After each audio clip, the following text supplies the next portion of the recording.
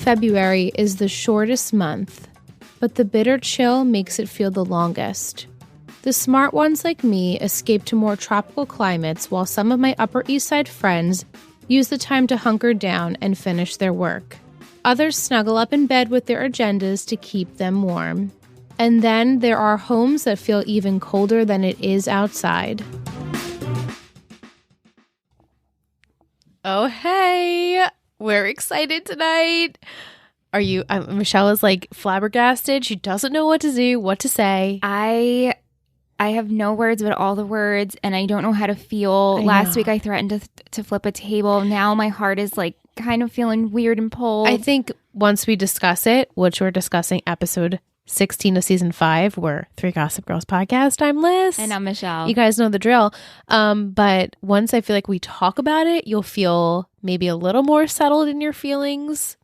Maybe. I hope. I'm just conflicted with Pear. Of course you Everything are. else I'm also fine conflicted. Is my boob okay? I have boob I have like a very large off the shoulder sweater on, and because I'm in the company with Liz, I don't care if like it's falling, but I'm like the boob should not be out. No, and we're gonna have a guest later. I'll so push it up. Maybe. Yeah. Just keep it in check. Okay.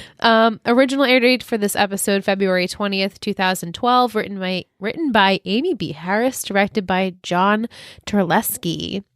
Dan feels honored when he learns the Upright Citizen Brigade is performing excerpts from his book Inside. Blair tries to prove Serena's suspicions wrong in order to save their friendship. On her way out of town, Chivy ends up on a collision course with the Vanderwoodsons as they are about to deal with a real-life changing event. Finally. We finally have made it to the episode where the shit hits the fan. Amazing. Literally. So exciting. Yes. My Glassful of Gossip tonight is titled Chock full o' Nuts. Cute. Because they're all nuts, and especially Carol, which we'll get into. And as you guessed it, we had coffee because mamas need it this close to the holiday season. Yeah, we do. And we just want to say thank you to our patron and listener, Tish. She's the one who gifted us this coffee from Canada. It was so sweet. good. It was really delicious. Nodes of chocolate and nodes of almond and... It was coffee from Phil and Sebastian, coffee from Alberta, Oh, Canada. wow. This was really, really good. And Tish, I have to say, you know your girls because you sent us beans. And that's the way we drink our coffee. We like to fresh blend. Fresh blend? Grind. Fresh grind. Maybe I need more coffee. We'll see how this goes. You know, sometimes when you have like maybe that extra and then it makes you even more all flabbergasted. Well, when I drink Americanos, I become a version of myself that sometimes I don't like. No. It's like I'm But flying. that's been your new Starbucks. A tall is fine. A grande. Oh. Michelle's on another fucking level. Yeah. She's like Kramer. Oh Just my like- God. With the coffee. I friggin' love that Yeah. with Kramer. Okay. So Dan, during this episode, he's working hard on his new book proposal, which he seems to be very proud of and happy about. But as we know, Chock is on a mission to destroy Padgy since the moment he saw that photo of him and Blair kissing.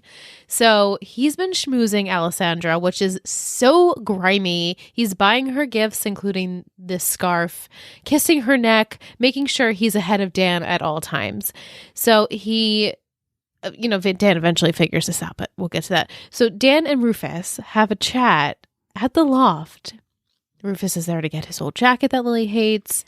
Michelle didn't hate it. She thought it was adorable. I don't understand why everybody hates this green parka. It's not the worst thing. It's not, but I guess when you're married to a Vanderwoodson, you can't possibly have this just regular old parka. What are you supposed to wear in New York in February? You need a parka. I know. It's So cold. I saw nothing wrong with the green parka, I'm just going to say. Same, and neither did, Dan was like, maybe you should listen to Lily's advice. But Rufus, his advice is interesting here. Not even advice. Now we're flip-flopping back to the other side of... Yeah, have you talked to Blair? You guys kissed. It's like, why are we pressing this? And I'm still confused as to what Rufus actually wants for Dan. I don't think Rufus knows. I think he just wants Padge to figure it out for himself. Right. So he's giving him this advice of how he feels in the exact moment. Right, but it's There's also no thought process. It's not even advice. Yeah, it's just kind of like his word vomit of what his brain is Right. is interpreting this situation. But Dan is trying to do the right thing by his relationship with Blair because he's saying, I can't really be around her. I want to be more than friends.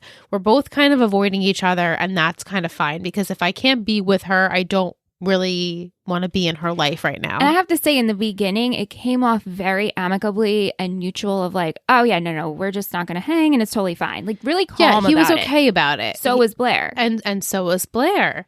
But of course, we know this is all going to go awry here. And Dan tells Rufus that he is waiting for the messenger to come and pick up his book proposal. But as we know, Chuck is doing everything in his power to fuck that up. As one could predict, the girls are still at odds. Obviously, Serena is mad at Blair for kissing Dan. To talk out their feelings, Dorota decides she's going to lock them in the dining room to sort out their issues. It's really funny and cute. And Serena said that Blair must feel something for Dan because she's avoiding him, and that's her only MO when she has feelings for someone. Good and point. this is her best friend, right? Right. Like, she knows her better than Blair knows herself. And so to disprove this theory, Blair decides, I'll go hang out with Dan like all day, and I'll take photos, and I'll show you that we're just friends. This made no fucking sense. Okay, thank you. It did not track well with me. No. Like, the intensity behind it, the wanting to take pictures, forcing the hangout. How is this supposed to prove? To me, it made sense of not being with each other because it's like, this is just weird. We should just take a break for a sec. Like, we're friends, but we shouldn't be hanging out with each other. Yeah, and I guess, obviously, Blair has conflicted feelings. Obviously. She's trying to ignore how she actually feels, and she's trying to prove to Serena, like, nothing is happening here. I'm your best friend. Let me make it up to you. And so this is her only thought process of making it up to her. Like, let me show you that Dan and I are just friends. Now, Dan doesn't even know what he's getting himself into because he didn't sign up for this, and she just shows up where he is. Right. Yeah. But before that, we also have hanging out today of Lola Nate. Because Nate contacted her, but she's glad because now she needs the Chivy information. I appreciate her using him. Like, I don't want Nate to chase Lola, but I appreciate Lola chasing Nate. You do you, girl. But, I mean, this is so typical of a relationship for Nate. Well, Nate's just not aware of it yet. But he's Poor never... Nate, he's always being used. He's never aware. Shit. Did we talk about how he's always being used? He's always being used. He's always a pawn in someone else's game. No, Nate. And he's like, doesn't realize it until it's like too late. Well, how would he realize this one? No, of course not. And then that's why he has such trust issues with Lola in the beginning. I mean, now he's over that, but he's like, I don't believe anyone because everyone has lied to me for years. Yeah. Poor Nate. Poor Nate. We need to find Nate a good girl. We were like mocking him for the past couple of episodes. We don't like his job. We don't like the women. No. But now I'm like, oh shit, you're literally a pawn with every single woman you meet. Yeah, because I mean, Diana is like, it was for something else, for Nate's grandfather's benefit. And I keep bringing up Raina because I'm like, oh yeah, Raina had daddy issues. I fell back on Nate. Lola has mommy issues. She falls back on Nate. Yeah. But Lola, she's trying to be the detective, the best detective she possibly can be, and to figure out what the Chivy situation is. And so she tells Nate, I tried friend requesting Chivy and she doesn't get back to me. And Nate's like, yeah, this is kind of weird because like we dated. I'm like, what? We had a thing. I'm like, you had nothing. What is he talking about? You had a fake kiss. You guys both pretended to kiss for your benefit of trying to make Diana jealous and make Max get out of here situation. Nate. I got so overwhelmed I didn't remind you of my 3 gossip words. Oh. Agenda, which I had for Lola, which is this what reminded me, and obviously Chuck. Imposter, obviously Chivy, and performance. This is the performance of Inside, but also Ivy's performance is now over, and I thought that was really clever. Oh, it's really good, Liz. So good. But back to the stupidity of Nate and him thinking him and Chivy like had a thing. They didn't have a thing, but he's like, she's in Europe, so she's probably not going to get back to you. And then he realizes Lola is reading Dan's book. And I don't know why every time they bring up, hey, that's my friend's book, I'm like, this would never happen. What do you mean it wouldn't happen? Like, I guess because we're in the world of these rich, high power people, of course Dan's book would be like in the hands of Lola. Well, of course. I mean, this works out because she's works out. doing it in her class. She's doing it in the upgrades. Citizens Brigade. Upright Citizens Brigade. Yeah, it's a lot of words. I knew what it was. But she's performing that at the Upright Citizens Brigade, and she would love if she could pick Dan's brain and bring him, and she would love for him to come and watch, because she's playing Claire. So funny. So funny. Yeah. Then Lola tells Nate she needs to make a phone call, but her phone is dead. So can I use yours, Nate? Of course he agrees to this. Lola calls Chivy, who is shocked to hear from her. She's like, please don't hang up. And after she has Chivy explain, not really, but, what is happening here, and Chivy's like, I swear I'm not hurting you in any way. Please understand. And Ivy, when Lola figures this out, she's like, I'm going to call the police if you don't tell me what's going on. And so Ivy, they hang up.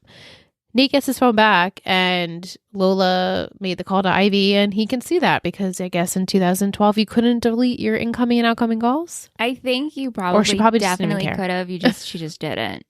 She didn't. She's not a very good detective. Well, listen, it's not like this is in her nature to be sneaky. And also like this person is pretending to be her. So she's got a lot going on in her brain. It's not give like her some slack. I'm going to give her some slack. It just was like, oh, of course he sees it. The last call she made was to Chivy. After that, we have a frantic Chivy trying to get in touch with Carol. She finally answers and says, I got to spill the beans because, you're in New York and so is your daughter Lola. And she's going by that name, and she's actually going to Juilliard, and she's friends with all of my friends. And Carol's like, wait, what? And she's like, you need to get Lola out of the city ASAP because if I'm seen with her, like this whole thing is going to blow up.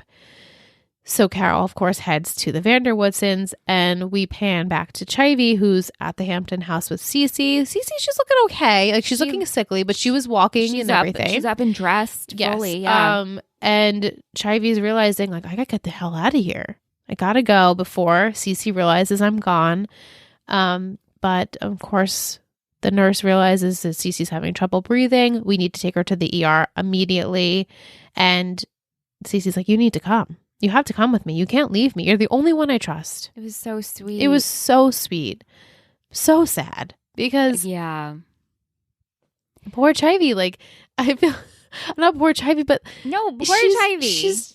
She did a good thing, even though people think she did a really shitty thing. And I get that. And I hate that she had her bags and she was ready to go. She was ready to go. I know. So it's like she was tiptoeing around actually being because shitty. I think, the water was rising to the point where she was like, she was going to drown. Yeah. So she realizes, I have to stay. I have to stay for her. And hey, nurse, can you please call her daughters? Because I don't know the medical jargon. And the fact that the nurse told her, we're airlifting her to the city. Yeah. So that's a huge fuck moment. Yeah. And she's like, oh my God, I have to go to the city. Yeah. There's no way I can get around this. So we have the rehearsal for the inside, and Lola admits she's playing Claire, aka Blair. And how does she get into character? She brings her headband, so really funny. And all gets a bit crazy when Nate calls and confronts Lola and says, hey, I know you were calling Chivy. Like, what's the deal with this? And Lola's like, it's so crazy. If you want to come down here, I'll tell you about it. So Nate heads down there. But before that, she hears from Blair about Gossip Girl. She's like, what's a Gossip Girl? Blair's like, what the? Who are you? What? Like, who are these peasants that are playing us, Dan? This is ridiculous. What'd you say? They look like they from the thrift store? Something like that. Oh my God. She was really rude to them. She was very Blair in this episode. And I'm like, yeah, there you go, Padge. Look at her. Look at your beautiful girl. All the nasty things she comes out of her mouth. It's what makes her charming? I guess. He loves it. He does it. He's like, she's mean, but I love it. Mm-hmm. I guess how Chuck thinks it's great too. I don't different. know. It's a different way. It's a different way. Yeah. So Nate does eventually arrive, and Lola's like, I want to tell you, but it's actually really complicated. This is when she gets the call that when she sees the post about Chivy going to the hospital. So she's like, I'm on my way. I gotta go there. So Nate follows her. As we said, Blair does show up to make this even more crazy for him, and to prove that she's there, she sends a picture to Serena. Okay. This was ridiculous. Ridiculous. Hey, you, please take a picture of us. Not even that. Like, we need to send a selfie of us, like, almost cheek to cheek to prove to Serena that we're just friends. But then Serena's like, no, this makes sense. I'm sitting here. I'm like, this doesn't make sense. And so Serena's having tea with her mom and Carol because Carol came to figure out the Lola stuff. Obviously, they don't know that. And so Serena gets a text from Blair with a picture. And Lily's like, oh, that must be so hard for you. And Serena's like, no, actually, this is really good. And Lily's just looking at her like, she's we're like, looking at what? her. She's like, no, this is good. This is Blair is there. This is her way of apologizing to me. Okay. But so Serena's like, I'll go there and make up with Blair. So we go back to the theater. Blair is being the most Blair she's ever been in season 5, at least. Yeah. And she's trying to direct the show, and she's yelling at people and telling them they're not doing the proper, reenactment of her and whoever else. And so she decides, I'll show you how to kiss. This is not the kind of passionate kiss. No, Claire would never kiss Dylan passionately. Here, let me show you. And Dan's like, oh, come on. And so she kisses him, and he can't help himself, and they start making out. It's so bizarre. I mean, okay. Upon retrospect, right? It's clear, and it comes that she has feelings. Right. So this kiss made sense. But in the moment, it didn't. You know what you're doing, Blair. Did you really? Right. You just suppressed it. It's like the same thing when they had that kiss in season 4. And Dan was like, we should just try it. And she's like, yeah. Well, for like research, we'll just try it. And then they do it, and they're like, wasn't bad, but we're not going to do anything about it. Like, she wants to kiss him. She wants to be there. She wants to be there. And for you, and I guess this is her internally spiraling, because if you're just friends with, I would never just kiss it with his friend and be like, let me just kiss this guy. Like, we're friends, right? So I'm just going to like kiss you. Right. When you know that person has feelings for you. Right. And they've kissed like so many times now at this point. And we're off they of like it. Last week's They like to do it. They like it. It's just very clear. But of course, at that moment, Serena sees them. Okay. All right. So what did you feel about this kiss? Because as it was going, I'm like, oh, shit, maybe I don't hate this. That kiss wasn't my favorite one. At the end, I was like, oh, man. Oh, no, I like, right. A little pitter-patter. I think when she went in to kiss him and then he like went grabbed for it again, and then she didn't, and I was like, oh, okay, like right in front of everyone. You were getting caught up in, because everything's been in private. Yeah, they're caught up now, and they did it in public. Mm-hmm.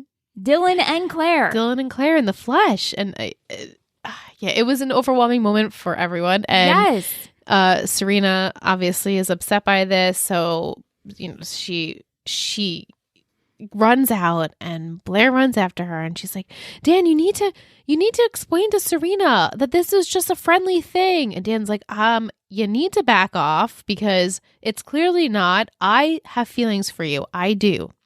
And if you can't reciprocate them, we can't be friends. And she's like, oh, got it. Yeah, he finally understood that he needed to do this, because it was just pulling his heartstrings out like every time. And it was also wrong in so many levels, because again, she is married and has a contract. We keep forgetting. Oh yeah, and remember, I love Chuck too. Oh yeah, so he's supposed to wait for me. He's supposed to wait for me. This whole thing is fucking stupid. And so it needed to be said. We should have said it earlier, but the fact that he was trying to put some distance in between them, I felt was healthy. But this just gets thrown out of the water by the end. I agree with you. I agree. Yes. Yeah. Mm-hmm. So Blair does end up catching up with Serena, and Serena's like, you need to just admit it. And it's so sad that you can't even admit it. And I can't even be mad that you're lying to yourself. Like, why are you lying to yourself? You clearly have feelings for him. And so she walks away. She gets that call from, I guess, her mother that Cece's in the hospital. Okay. Dan also gets word from Alessandra about the plagiarism, because Chuck had sent in a plagiarized proposal.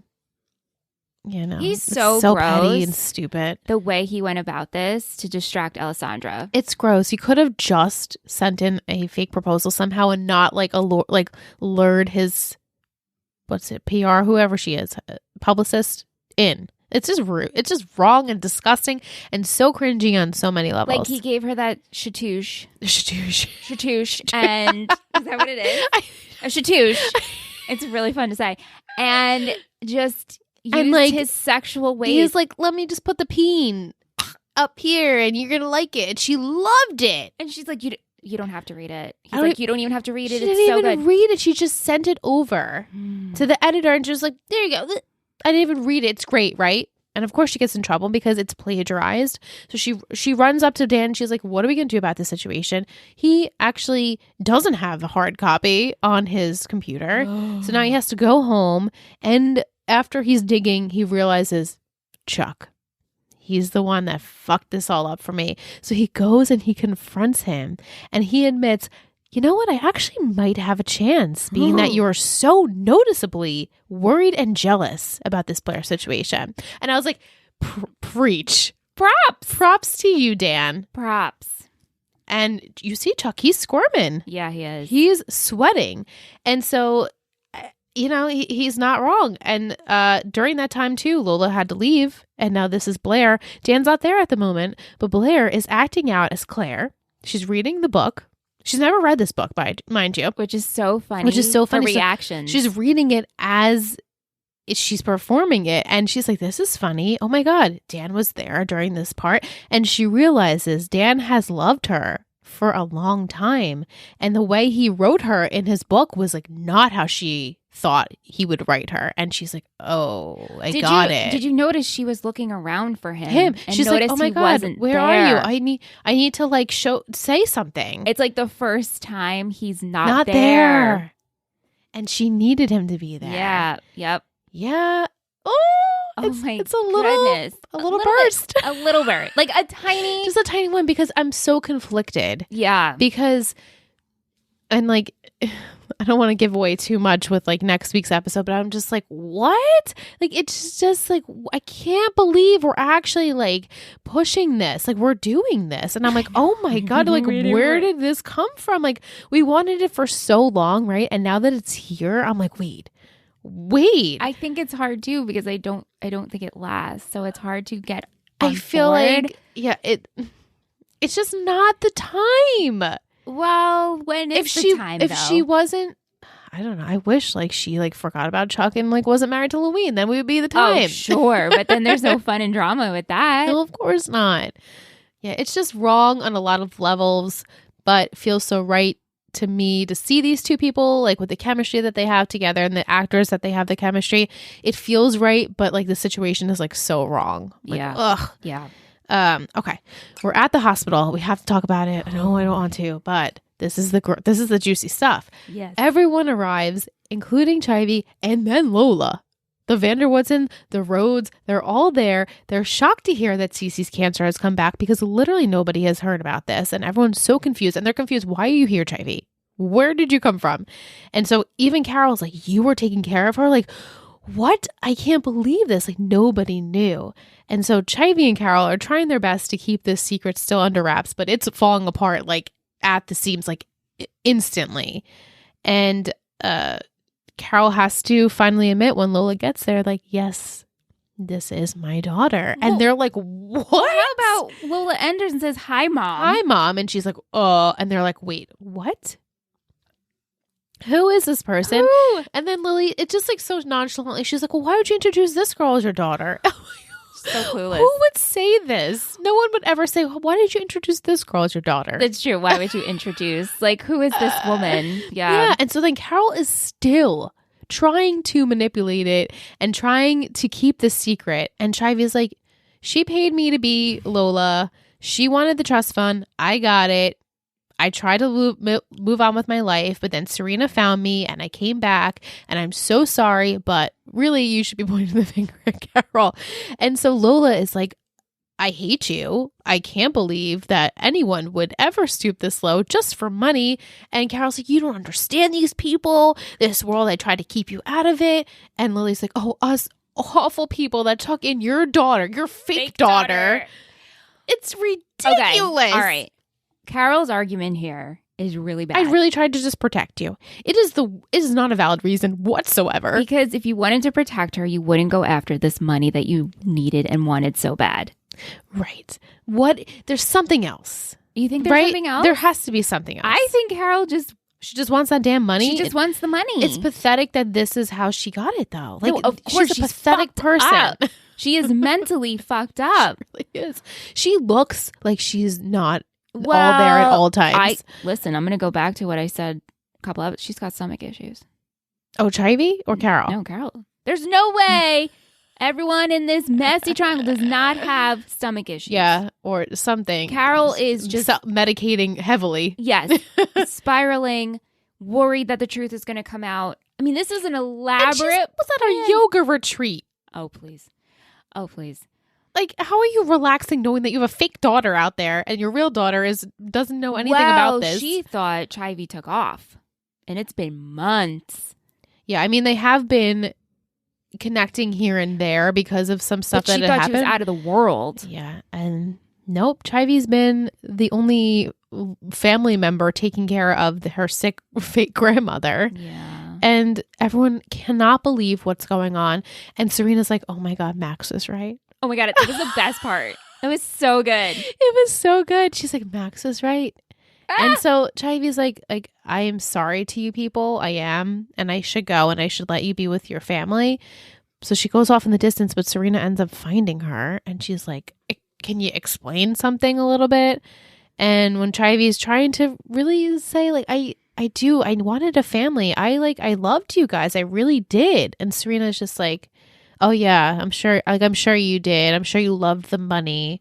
Yeah. I'm sure you loved getting close to my grandmother and having you be the only one who watched her while she was ill. We know the whole story, but they don't defend Serena. I get what you're doing. They don't. I know. She just wanted a family, and we saw a really nice side of her. We did. And for Serena to act this way, it is totally valid. Yeah. Everybody's just fucking lying to Serena's face in this episode between Blair going back and forth, and then we have this whole thing come to the surface, and then Chivy. So I feel for you, Serena. I really do. I do as well. This sucked. How do you believe anyone? And it just... But you know what? She's so forgiving that she's like, hey, Lola, you want to come get some coffee sometime? What is she going to do? It's not Lola's fault. But it's just like she just needs that sense of like, and I get it. Like, this is my family. I feel badly for this girl, Lola, who's been lied to for basically her entire life. And so it's just mind boggling that she knows that she has this family that they've been distant from. She didn't know they were Vanderwoodsons. Yeah. So wouldn't you have known? Well, no, Lola didn't know she had a family. I thought she said that. Did she say that? She said, up until blah, blah, 10 minutes ago, I didn't even know I had a family. Okay. I didn't know you guys existed. Okay. I know now we know she had no idea what Gossip Girl was. Well, yeah. And now she knows what Gossip Girl is. Well, sure, yeah. Yeah, so Serena gives her a piece of her mind. She tells her, you need to get out of here, otherwise I'm calling the cops. And Chivy's like, I'm not leaving her. And she's like, you need to go. So Chivy, she goes. She doesn't get to say goodbye to Cece. Why did Chivy leave? I wanted Chivy to be outside of that hospital door. I'll save it. Okay. So then Serena sees Lola in the lobby, as we said, and Lola is just so taken aback by everything. Either way, they needed a minute. You find out you have a relation. You need a minute. You need a minute. You need a minute. You know? That's it. We have in the lobby a pair scene. Dan comes down. He meets up with Blair. Apparently, he told her that Serena's, grandmother was in the hospital. And she finally admits, I've been keeping it from myself, but I do have feelings for you. But basically, I don't know what that means yet, and nothing can happen, because of the contract, and like also feel out Serena, and also like the whole chuck of it all and everything. And Dan's like, okay. They're holding hands. And she's like, I know the warped logic is crazy. He's like, it's not crazy, it's you. And she's like, oh, okay. Like, and so Serena comes over, and she basically gives them her blessing. She does. Which, like, props to you, Serena. You are doing this for your friend because you see your two friends that do have feelings for each other, and you're kind of stepping aside even though it hurts. And I get that. It must be so hard because we've just watched like 4 episodes of Serena being like, I like Dan still. I still like Dan. Hard, though. It is hard. But she's so clearly seen how Dan has felt about Blair for a long time now. Well, I think now seeing it again. She's like, oh, okay. It was just never going to be me. Yeah. So, That Sucks, scene, though, but when Blair and Padge, he like grabs her hand, they hold hands, he's like consoling her, like it's not, you're wonderful. You're You're not crazy. You're wonderful. He just like the sun shines out of her ass. I love it. Loves her. That's how it should be. And she is like, she's actually warming up to it though. No, she is, but it's like, is this someone? I bet they'll. I don't know. I don't know if they're gonna have sex or not, or what's going to happen. But it almost feels relatable because I feel like I've been in relationships where perhaps I like this person for a reason that maybe is not on the highest level it should be, and they feel a certain way about you, right? And this person adores you and everything, and you feel a certain way. It's almost like this friend where you think you could cross the line, but obviously they have chemistry because of the kiss. So this is where I'm conflicted. I know. They could just be two good kissers who actually like each other right now, but in the long run, it won't work. Mm-hmm. Right. I'm so conflicted. I know. Same. I'm so conflicted. Yeah. But then Blair, she calls Chuck, immediately calls Chuck, and she's like, I just know you're messing with Dan. Please stop. Because if you don't, you're only going to push me closer to him. And I want you to grow and be a better person, but not for me. Just be it for everyone. Like, be your better self. And how about the fact that he said, I thought you wanted me to wait for you. And she said, I did. And she goes, I did. I thought so. Like, maybe. Right. Do you still like me? Love me? And she's like, I don't know. I don't know. I don't know. I mean, that is soul crushing for Chuck. It is soul crushing. Yikes. That has to fucking hurt. Like, just to know that she said, I'll always love you. I mean, she's always said that. Yeah. But to know, like, I don't really like you right now. Like, it really sucks. It does suck. Mm-hmm. And he knows that. And so he decides, okay, I will be a bigger person. I'll give Alessandra the real proposal. And then our last few scenes, we have Lola and Nate. She's all stirred up. She doesn't want to go home. Can I come home with you? Yeah. Absolutely. I've been waiting for this moment. The long con worked out. Yeah. So she'll stay with him. And then Gossip Girl sends Chuck the screenshot of the email that was actually sent from Dan of the video from Chuck and Blair at the wedding. And now he's pissed. The mission is back on because he's like, fucking Humphrey. Screw you, you bastard. Like, you really screwed me. But it's like, I'm like, do people care at this point? Like, nobody cares. I think Blair will care. You think she will? Well, I think I do. I think this will be him being like, really? Well, look what he did to sabotage you. But then I don't know if she'll be caught up and be like, well, because he has these feelings for me. Right. But also it's like, I don't know. She's in a prenuptial agreement now. He was trying to stop it. And so was everyone else, but she went on with a prenuptial agreement, and now she's stuck. Blair see it like that? I don't know. Actually, I do know, but I won't mention. Right. And then, unfortunately, we have Cece passing away, which I feel like the first two times I watched it were like really diminished because of all the craziness that was happening. It was almost like the comical parts and then the crazy parts with the pair stuff, and I felt like I wasn't like absorbing it as it being sad, but then watching it again tonight with you, I was sad. I actually did tear up. I teared up too. Before Cece passed, so I have two things. Yeah. We have that pair moment. Yes, where they actually kiss and Serena sees them. Yeah, but she says, I have to be with my best friend right now. Right. And he's like, okay, I'm going to go. That was a good kiss. It was a great kiss. Because it's almost telling him, it's like a comfort. Like, here I am, I'm kissing you. I have feelings. Where like it's established, you know? And he like turns like, holy shit. I can't believe this is happening. What I wanted from this hospital scene, I wanted Cece to say something along the lines of like, I knew Chivy Dickens. But I don't think that was the point of this. Mm-hmm. And I also wanted Chivy to be outside that hospital door and cry. I know. I would have loved to see that. I would have loved to see it, but she didn't get to say goodbye to her, really. I mean, she did luckily get to be there with her. Oh, who wants to join us? You guys hear the kitty? Sully. Just Sully. But she was with her for a few months. I wanted that. Yeah. But they all say goodbye. It was, I mean, Lily is heartbreaking. I Carol, like, know. fuck you. And You don't even deserve to be in that I also room. feel like Blair didn't have to be Blair in that didn't have to be in there, but I guess like for Serena, Yeah. you know, she was the shoulder to Do you think cry they called on. Eric? Oh, who's that? Right. I don't think so. No. I mean, They'll like is there send anyone him else that's a related? text message. Yeah. So she unfortunately had a stroke while they were prepping her for surgery, and they all say goodbye to her. And then we have the Chivy outside. I guess outside the hospital. She's cold, she's freezing, she's sad, and she feels like I guess she has no other option. She pulls out the napkin that has Georgina's phone number on it. Why? Come on, don't turn her evil now. I don't understand. And I guess you know. I mean, sort of. I only know a little bit. But why would we turn to Georgina? There's nothing left to accomplish. It's not like you need to take these people down. What are you doing? Right, just leave at this point. Just leave.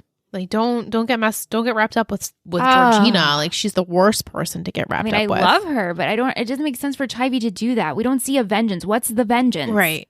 What is the vengeance left? Well, from what Carol? I understand, she feels like was misrepresented. But I don't know how Georgina's going to help her with that, really. Misrepresented? Like, well, I mean, she represented... She was fake. She was a fraud. She was a fraud, and we can't dismiss that. I just wish that people would understand that she's a good person. Right. But you did portray yourself differently. I know, and I think she just feels like she was misrepresented as the fact that she was actually close with Cece and she did love her. She got the shit under the stick. She got the shit under the stick, and all right. These people don't view her as family, and she felt like she was family. But you know what, Chivy? This wasn't your family. Oh. So sad. Yeah. And the fact that she does admit that her grandma also died from cancer. Oh my God. It's so sad. I just got like this light bulb moment. Yeah. Of, like in the will, it's going to say like Ivy Dickens or something like Cece. Like she's going to fucking get money. Oh my God. I don't know if that Scandal. will happen, but that would be great. I love it. I Yeah. love it so much. All right, we're going to take a short break. We're going to come back with Carly Jo. I am so excited to chat with her about all Gossip Girl things, hopefully some Degrassi things. So just stay tuned. We'll be right back.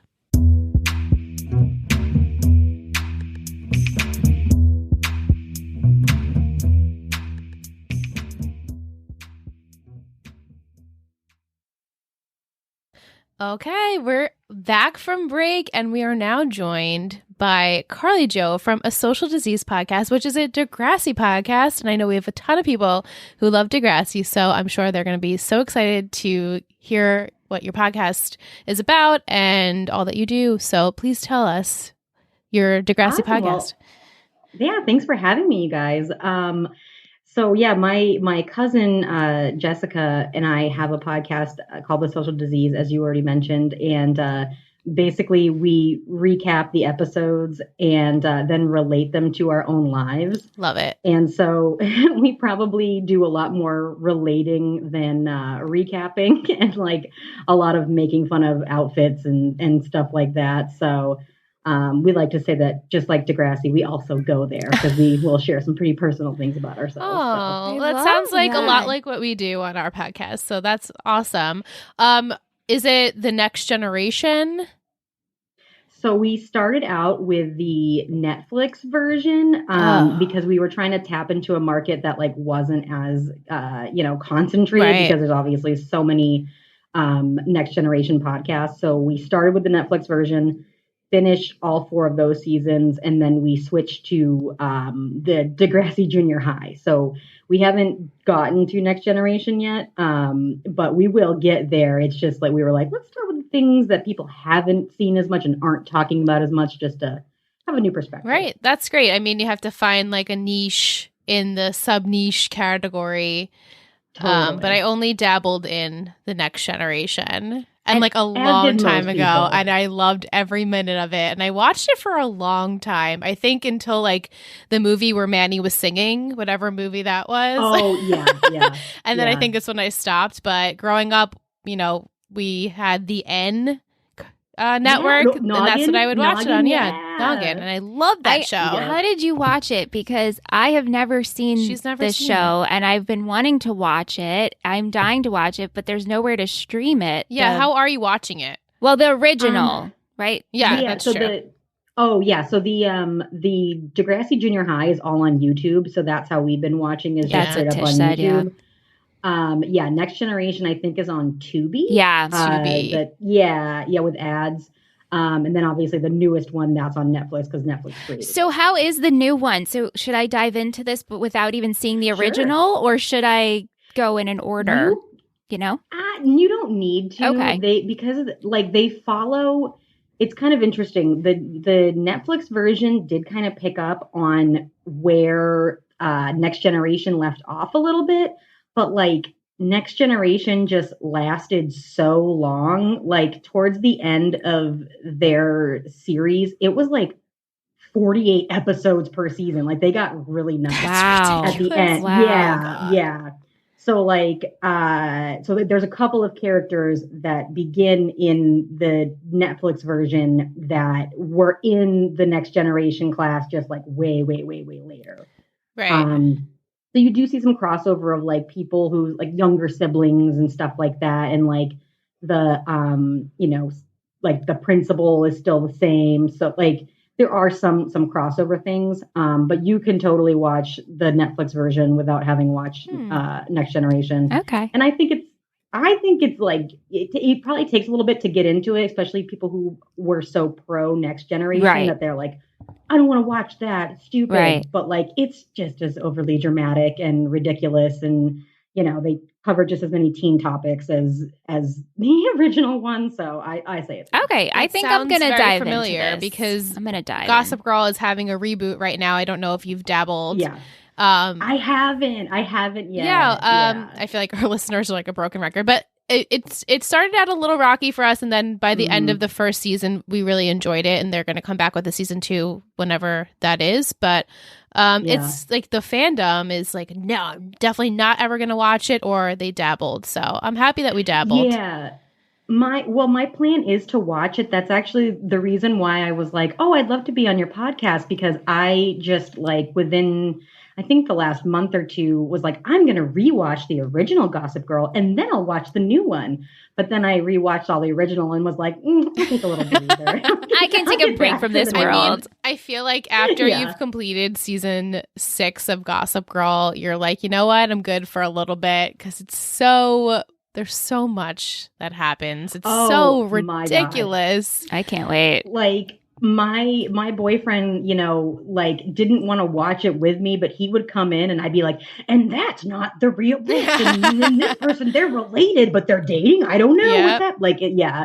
And he just kept being like, what? I don't understand. Like how this is so much. I'm like, it's always so much. Like every problem is like the most ridiculous thing that would never happen in real life. But you're like, I'm on board. I'm Absolutely. So how many times have you watched the entire series? I think this was probably my third time all the way through it, because I think I watched it when it was on TV, and then I watched it again a few years ago, and then the new one coming out, I was like, yeah, let's do it again, because I don't know. You think about certain scenes and you're like, no, I actually do really want to rewatch it. So without giving too much away, what are the certain scenes that made you come back to rewatching it? I'm just curious, because Michelle and I are probably never going to rewatch the show. No. Okay. So and obviously you're here in this season, so what I'm about to say is not going to be a spoiler of any kind. Honestly, I came across, somebody had posted a clip, I think on Facebook, that was like, remember this scene? And it's the Thanksgiving episode where I think it's in season 2 where they're playing. Oh yeah. Infamous. And it's like, yes. And they're all like having separate explosions and arguments within all of the and then it's like, you showed up, you weren't supposed to be here. Yeah. Like it was that scene that somebody had reposted, and I was like, oh my God, I forgot about how ridiculous this show is, and I need to go back and watch it, because like just that one clip of drama, I was like, I'm back in. I gotta start. I know. Yeah, it's a great episode. They do the best really Thanksgiving episodes. So good. Best Thanksgiving. Oh yeah. Yes, their holiday episodes. They never ever go the way they're planned. They're so good. So true. A lot of our listeners want to know your favorite character, your favorite ship, your favorite or least favorite character, least favorite storyline up to this point. What do you love, hate? Take it away. So I was always very into Dan and Serena. I think I certainly don't live a life like Serena at all, but because she was the nice one, I was like, I get her. She's nice. She just some bad things happen to her. She's made some bad choices. We all have. It's fine. But I definitely did not identify with Blair at all, but felt like I've had friends like her. And particularly gay men in my life have been very, just a little toxic, a little you can't wear that, you can't do this. It's and you're like, wait, what? And then okay, yeah. So yeah, I wasn't as into Blair, although I mean she's obviously a super fun character. I'm trying to think yeah, Dan and Serena were definitely my favorite. I wanted them to always be together. Every time with will they, won't they? I was like, no. Oh my God. I love hearing this Same. because it's been such kind of a struggle for us with that pairing. And everyone also Chuck and Blair is super hard. Well, no, yeah, that's a whole other. Oh, I do love Chuck and Blair. Which I think is the answer for Gossip Girl. They are Gossip Girl.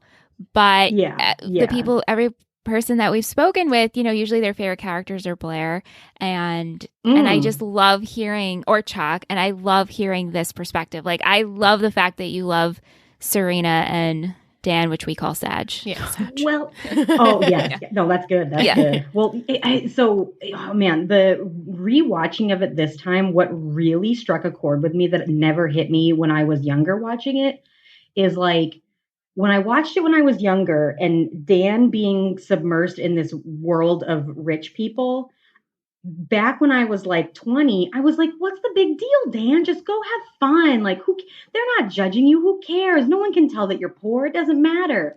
But as an adult watching, I do a lot of babysitting work for very wealthy families.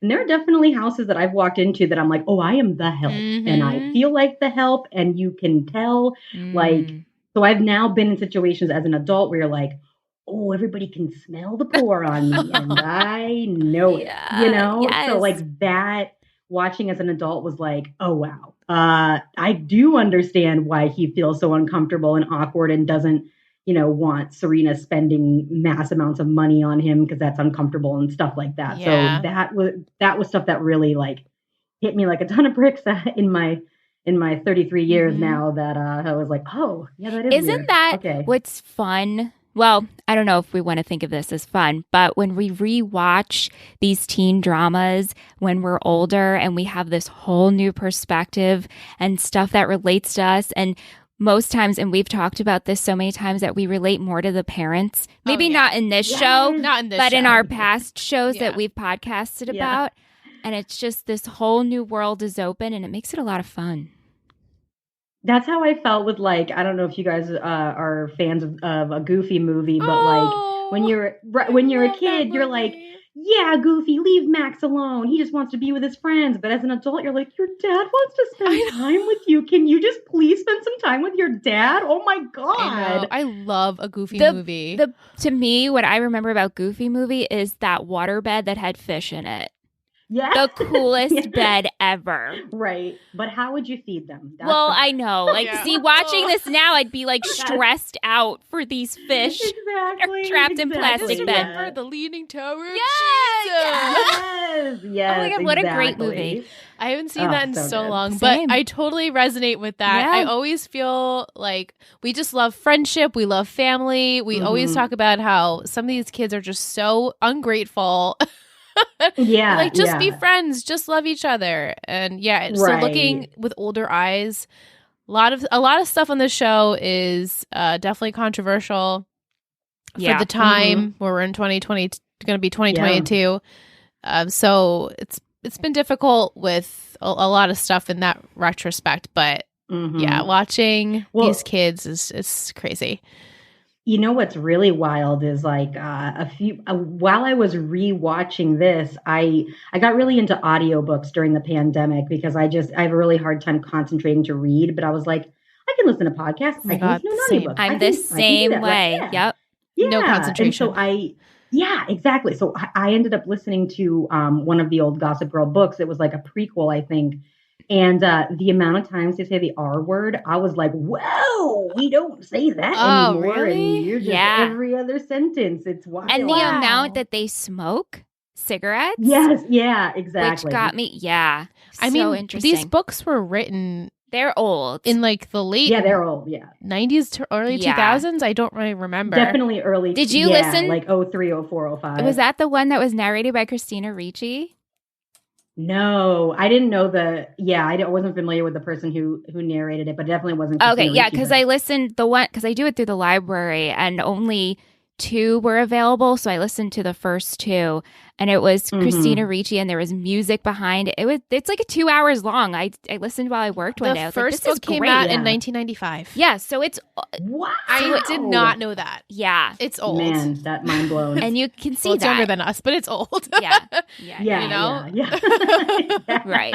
We're like, whoa, Whoa, that's okay, old. We ancient. must be cracking, their skin cracking over here. Yes. Oh yeah, I got one foot in the grave over Oh, here. Yeah, for sure. totally. Yep. Oh my God, I love it. Okay. So, season 5, we have like 2 big storylines here, the Louis Blair wedding bullshit, as I call it, Mhm. and the Mhm. Chivy, Charlie, Ivy, Lola situation. So how do you feel about both of those plots? How did you feel the first time you watched? How are you feeling now in your rewatch? I'm just curious. I think that like again when I was younger, I was definitely in regards to Ivy as the real Ivy, like I was like, yeah, what is wrong with her? Why would she do that? That's such an awful thing to do. But again, watching as an adult, I'm like, I went to school for acting. I was like, if you paid me, $10,000 and said infiltrate my family, I'd be like, Hell yeah. I guess I'll do it. that. Side beer. Yeah, like I'm like, the check is right. I might do Yeah, it. right. So that definitely was like, yeah, okay, Ivy, I can see why you did that. And then like, I think she is kind of a really tragic character because her whole thing is being like, I never had a family, and like they did treat her as family, and so she, I don't think she really. I don't think she really took more than she should have. Right. She's in not a regards to, malicious like- person. Right. No. And like every time that they were trying to spend money on her, she was always like, no, you Yeah. don't have to do this. You don't have to do this. And so it's like, it's not like she didn't try. They just were always like, oh, here's your Gucci dress. Mhm. It doesn't matter. It's whatever, So like, yeah. So I feel that Ivy is very misunderstood. Yeah, and we feel the same way, and we just discussed this in like the first half of the episode, but we feel for her because as the audience, you see her side of the story, Mhm. and then the Vanderwoodsons, they don't know what she was doing. Right. They don't know how close she did get with Cece, and so Right. just was really, it's a really tough situation for her. And like Carol is just the epitome of the worst mother that could just ever Yeah. be on any television show. I mean, 100%. she's worse than like some of these other moms that we've seen on our other shows where they don't care about their kids. This one, just like she's just actually just caring about the money and trying and lying. It's just a hot Right. mess. Yeah. But what about Louis Blair? Ridiculousness. I mean, again, yeah, I think like, I've definitely in the realm of like the romantic comedy television show type of thing. I do always love a man who is hard to get. So like the whole Chuck and Blair thing, I'm like, I totally get that. Like, if I was Blair, I'd want to be with Chuck, but he's constantly messing up and like can never just like be a good partner. So like, I totally get Blair's perspective of getting to a point being like, I can't wait for you anymore. Like, what am I supposed to do? Like, this man's a freaking prince. Like, yeah. And she's always this is like her dream. Exactly. And like, if we, again, thinking of it from an adult lens of where we are now, it's like, she's like, what, 19? Yeah. When this happened? Yes. So it's like, yeah, if you're 19 and you meet a prince, like that seems like a pretty sweet deal. So like I can understand how she got swept up into that, even though like, you know, I think the character of Louis is like, kind of boring. Like he's not, I don't know. He's a prince, but in every other respect, he's nothing to write home about. Yeah, you know? yeah, exactly. Agreed. Yeah.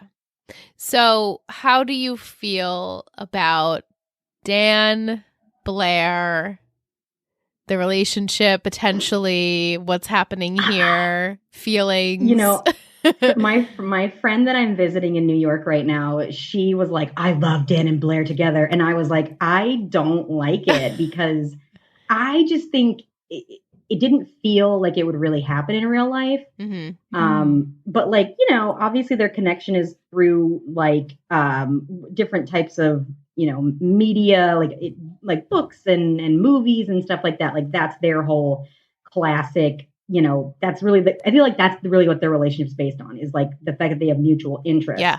Whereas like, yeah, Serena probably wasn't going to talk about old movies with Dan because that wasn't her thing, you know? So I don't know. Because I feel like from where Dan was at the beginning of the series, like, I don't know how you come back from how mean Blair was to him to then being in love with her. Like, that just feels like that wouldn't happen in real life. Agreed. Definitely agree with that. Even so, I still love it. Yeah. It's still forbidden, right? Yeah, it feels it doesn't feel real, that's for sure, but the chemistry between the two actors, I feel, is just good. They just have a good rapport with each other, and I like kind of that romantic comedy sense of like when Harry met Sally, like best friends hate each other and then like kind of have things for each other, and it just, I like that concept. I just don't, I wish it just wasn't right now. I just wish it happened either before or after. Like it's not a good time for them. Right.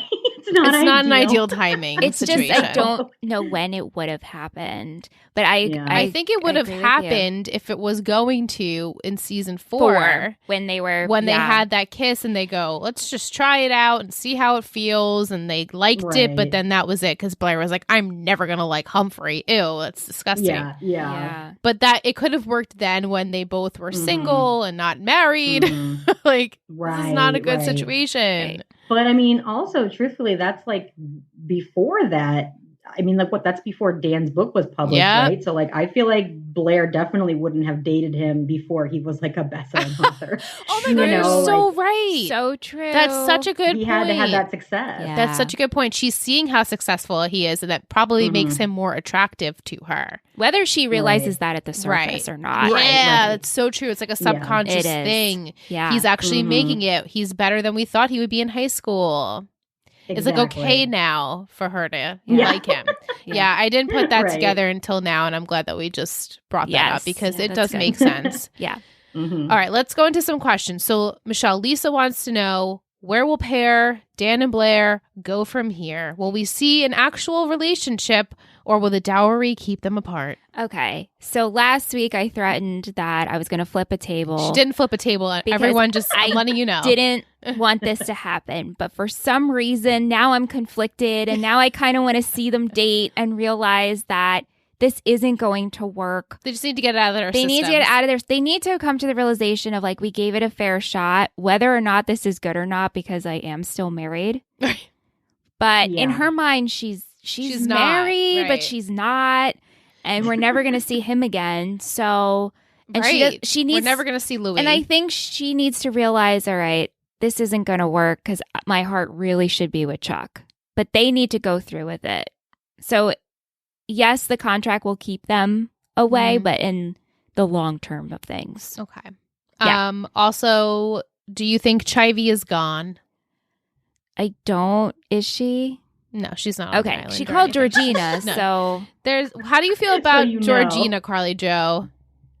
Oh my God! I mean, Georgina is just like, I mean, truly, I've never met anybody like Georgina. So that's what makes her just like a fantastical character. Because like, truly, who is that awful of a person? Yeah. Even like Blair at the end of the day does have a heart, somewhat, you know. But like, as far as enjoying a TV show, I mean, every time you saw Georgina, you were like, oh, some shit's about to go down. So like, for that part, enjoyable. She's like iconic. I love her. Every time you Love see, her. every time I see Michelle Trachtenberg, I think of Ice Princess, and I think of Georgina Sparks, and obviously Harriet the Spy. I was gonna say I would hope Harriet the Spy, but yeah, and also Eurotrip. Randy and I rewatched. Yeah. I remember thinking that movie was so funny. And then a few years ago, my boyfriend and I watched it. And he was like, why did we watch this movie? I was like, it used to be funny. I don't know. It's not good anymore.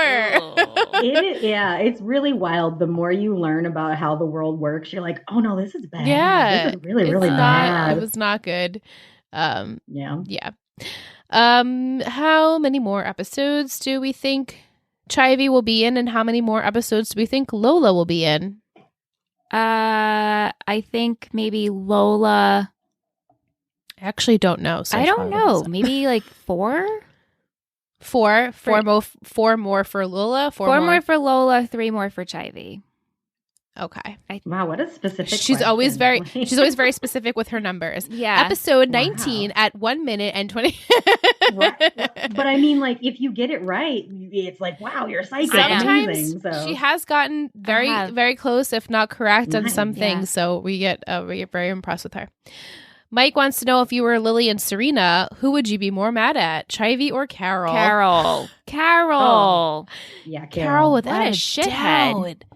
Without a doubt. But again, I think you have to keep in context, like, these are basically children. Like, they're 19, 20. Like, who makes good decisions at that age? So, like, I cut the children some slack and maybe be mad at Carol. Yeah. Okay. They should be absolutely furious at Carol, like literally not wanting to speak with her ever again.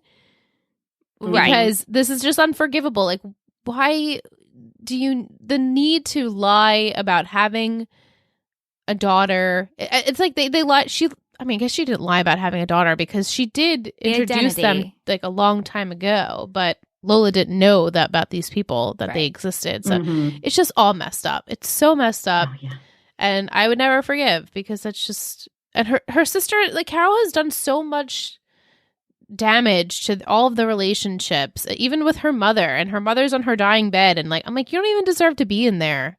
You didn't treat her well. Right. You were trying to take Ivy her. deserves it so much more than Right. Carol. She was trying to take her last penny. Right. Yeah. Right. All this woman had. Mike says the makeup on Cece was really good. She actually looked really sick. What are your predictions for the Chivy Georgina team up? What will they do together? I don't know. I don't want her to do it. But like, we didn't actually see her call. No, we didn't. So maybe she was napkin, contemplating. right? Maybe she was contemplating, but she's actually not going to call. So I'm hopeful for that. But I hope she's like, what? There's no, because I said this in the first half, there's no vengeance for her to take, even though you teased, and not teased, but you said she felt misrepresented. Right. I mean, and I feel like to the audience, she was misrepresented for these people, because we saw the side of her that loved Cece, and Cece loved her. She said, you were the only person that matters now, the only one who ever stood by me, like unconditionally, even though she didn't know, or did she know that it was her granddaughter? Did you think she knew? I think Cece knew that she's not the real Charlotte Rhodes. Yeah, that's what I think. Yeah, same here. And so then the fact of the matter is, then she still loved her even more unconditionally. Yes. I love you. You took care of me. You're like my granddaughter, even though you're not. So Right. Because like Cece's kind of messed up in that way. Yeah. And like, I don't think she didn't treat her own daughters very, like, the reason Carol's the way she is probably because of Cece. Definitely. So, like, Right. yeah, it's true. Like, it was a two-way street. Cece was we know how she was as a mother growing up for these girls, and very by the book, and we do this in this high, class status, and your father is this way, and we're high-powered people. So Carol she wanted out. And when you see her in that flashback episode, which is such a great episode, Yeah. it's almost like it's not even the same person. Yeah. You know, she had such a light about her that was like so optimistic about being on her own and doing her own thing, that Lily was like so attracted to that lifestyle. And then it's like, what happened in between that Carol got so bitter and Lily just decided, hey, I'm back in the world. I'm back in here for good. Oh, right. Okay. You know? I know we're not spoiling. So we do find that out, though. The real reason I think that Carol really is mad at. I think I know as well. Yeah. So just to I'm not no, saying just to give anything, you but background, I never finished the series. So I stopped at season 3 okay. and each week I know I know a lot of things that happen in what's to come for the next few and into season 6. So I know some things, but each week as I watch, I get like the pieces put together. I'm like, oh yeah, okay, right, that happened. Totally. So I think I know, but I'm excited to see what happens there. Okay, so Tish wants to know, Carly Jo, if you had to compare the main cast of Nate, Serena, Dan, Blair, Chuck to the characters of Degrassi in any generation, who would you say are each of them? Oh, wow. It's a hard question. Oh, boy. Oh, boy. Oh, boy. She's like, I have to get this question in. She's a huge Degrassi lover. Okay, because here's the thing is that, like, okay, I mean, there isn't anybody, like, uber wealthy. That's true. In Degrassi besides, like, I guess Jimmy, like Drake, who plays Jimmy. I think he is supposedly very wealthy. But was never like an awful person. No, he was a great kid. Yeah. Like I think the one big okay, all right, I got it. Okay. I'm ready. At least some of it. Okay, so I would think that Dan is Craig. Yes. Yes. Yeah, like Dan and Craig are definitely very similar, and you know, they're broody and misunderstood, but like also just so adorable that and they get like, around. That you exactly like they date plenty of girls. It makes sense, right? It like makes sense. You're like, yeah, I can see why a bunch of women would be into this. But yeah, so definitely Dan and Craig, and then for Chuck, I'd probably pick. Oh God, why can't I think of his name? It's Miss Hatsawakos' son, who was the one who took the video of Manny when she took her top off. Oh my God, this is so familiar. Yeah, he's a blonde hair, blue eyed.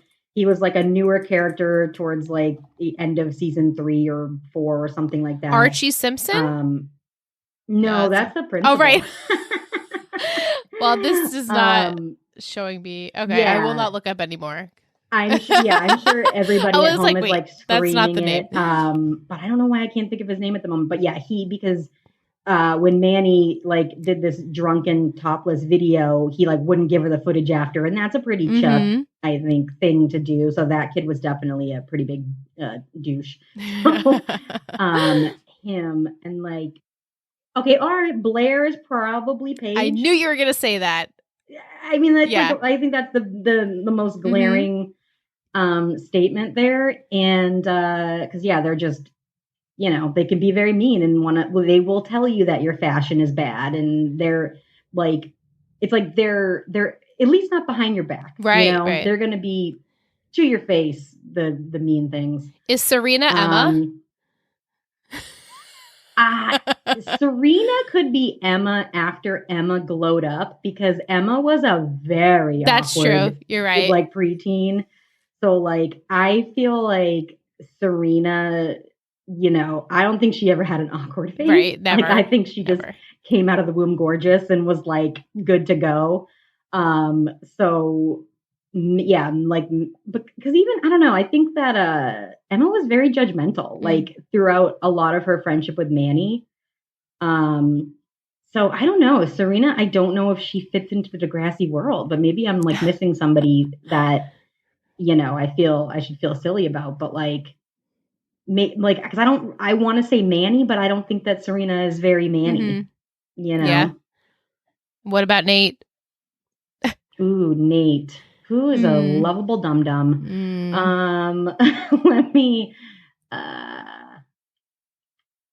I'm like, who is like a sex symbol? Like maybe maybe Jimmy. Maybe he's kind of like Jimmy, where he was like athletic and popular. But also like just like Nate at the end of the day did have a heart of gold. Like I don't know that we give Jimmy enough credit for like the time, like the episode where Marco was like hate crime. Oh my God, I love Marco. And Marco was like sobbing to Jimmy, and Jimmy was like, "It's okay, it's okay." Like, and like Jimmy really accepted Marco immediately. There wasn't even a question about like, I don't care that you're gay. Like, you're my friend. Yeah. So maybe I would go Jimmy for Nate. Love it. This is so fun reminiscing with Degrassi. Honestly, it makes me want to watch it again. I'll have to add it to my list. It's rewatchable for sure. I feel like I just got a crash course. She got a crash course. No idea what anything is being said, right? But names are being said. And it's very, since I'm assuming you guys are like around the same age as me. Like I think the generation that next generation is. That's like when we graduated high school. So like, what they're going through is like definitely like our spot on a timeline of us growing up. So and then they get like the newer class because those kids are the siblings. And I was like, oh yeah, this is about my time to peace out. Oh man, this Serena thing is going to bother me. You let us know. Where does Serena fit into? I know, right? I'm going to email you later. We'll make sure the listeners know. You let us know if you think about it. I cracked the code. Yes. Will wants to know, how did you receive the play in terms of how meta it was with Blair playing a part of her in a play adapted from a book about her? Is this a successful Schwartzian device, or is it too meta to work? I think it was cute. No, I think it worked. I liked it. I thought it worked. I liked it. I liked the play. Because of the fact that I went to school for acting, so like I have opinions about I love it. Like acting, and I'm like watching it. I'm like, Blair, that is so unprofessional. People paid to see this show, and you are like not doing what you're supposed to be doing. Well, the other actress was like, "That's not even your line." Like. That would have been my reaction if I was the other girl in the scene. Like, we rehearsed this, and yeah, you weren't here for the rehearsal, but like you're not doing what you're supposed to be doing, so like you're screwing the rest of us up. Yeah. But yeah, like I just think I mean the whole reading the book excerpt as a play in general doesn't make any sense to me, because how do you would need to adapt it into an actual script. Right. Like, it almost seems like maybe they did, but then she had like the book, and I'm like, But I like the fact that it was there to mock. Oh, yeah. They were making fun of it. And so the fact that the real Blair was there to play Claire is funny in the sense of, and she thought it was funny. Yeah. Like, or like, funny. Wow, this is so bad. The audience liked it. Of course. The audience was on board with her. Yeah. Of course. Like, you're there to expect some bad, we know what you're getting. Right. Did they even know that the real Claire was there in the flesh? I'm sure they made an announcement. Like, tonight's Claire is going to be played by Blair, who this is based off of. Yeah. Because on top of the whole thing, the fact that Lola, again, just left, it was like, girl, didn't you sign a contract?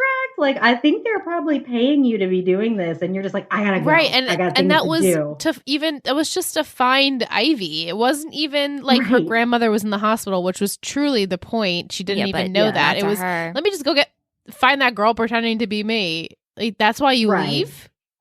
Yeah, let me chase down the drama as opposed to do what I'm going to Juilliard for. Like, I'm like, it doesn't make any sense, girl. You're an actor. All do that your job. Money that she works really hard for to get herself through school. Right, because you know what? It costs money to take classes at Upright Citizens Brigade. Sure, so again, it's like, girl, what are you doing? Yeah, that was pretty silly on her part. Jess wants to know, what do you think the Ivy Lola fallout will be in the next episode? Well, let's just think. Carol's got some explaining to do. I predicted that they're going to read Cece's will, and Chivy will be in it. That's what I'm looking forward to, and I hope I'm right on that. I hope you're right too. Yeah, I love it. Who doesn't love a will reading? So, right, right. So true. Always some good stuff in there. Yes. Okay, so that's the next thing is the will be read. Yeah, yeah, or a funeral of some sort. Or I don't know if we'll do a funeral. Serena seems to think she will get used to the idea of Padge and Blair being a couple. How do you think Chuck will handle the news? Chuck's not going to know. Oh, it's going to be secret relationship? Yes, it has to be secret relationship. She has to hide it from Esty. Esty is over there somewhere. I kind of want to see them sneaking around. I cannot believe I am saying this because last week I was so heated. And when I was listening back and editing, I was like, damn right, this better not happen. But now I want it to happen. So this is Gossip Girl, right? Okay. I hope they sneak around, but I don't think Chuck will find out just yet. Or Chuck's going to just ignore it because he knows in his heart this soon will pass. Okay. Vic, Carly Joe wants to know. Vic wants to know. Yes. What is the worst storyline so far that Gossip Girl has had? Oh, if you can remember. The worst storyline. I think the one that hurts my heart the most is the fact that at the beginning of the series, Chuck tried to sexually assault little Jay. Absolutely.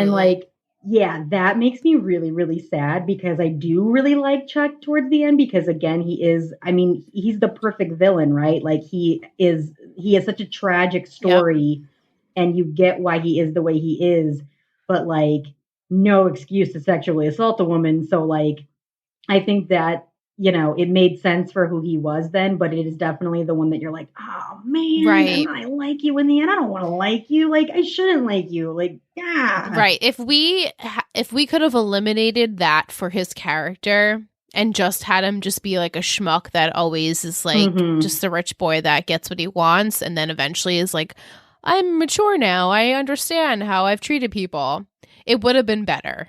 We would have liked him. We would have actually liked him probably at this point. I think so. But now we'll just be neutral and we'll never actually like him because we're so tainted from that. Yeah. I can't remember what season it is, so stop me if this is a spoiler of any sort. Finding Chuck's mom. Oh yeah, that was season 3 into 4-ish, something like that. So that storyline also for me kind of felt like they didn't know where it was going. Yeah. And it could have changed at any given time because they were like, well, we'll figure this out eventually. Like, Yes. Like Chuck's whole family story background is definitely a little bit like, and then I don't know if you guys knew what you're doing. In the end, it was never actually confirmed if Evelyn, Elizabeth, whatever we called her name was, it was his mom. We're like, wait, so is she or not? Exactly. Like they never firmed it. They never figured it out. Me. Yeah. That's a good storyline to dislike. Vic also asked, what do you think Chuck will do with this email? Will he tell Blair since she's asked him not to punish Dan? Do you think okay, I'll stop there. What do you think Chuck will do with the email? I think he's not going to do anything with it because Blair just had the talk with him of please stop being mean. But it's almost like unless he tries to tell her, it would be so annoying. Like in terms of, but look, he's doing this for selfish reasons, but she also has feelings now. So, I think he'll keep it to himself for a little while.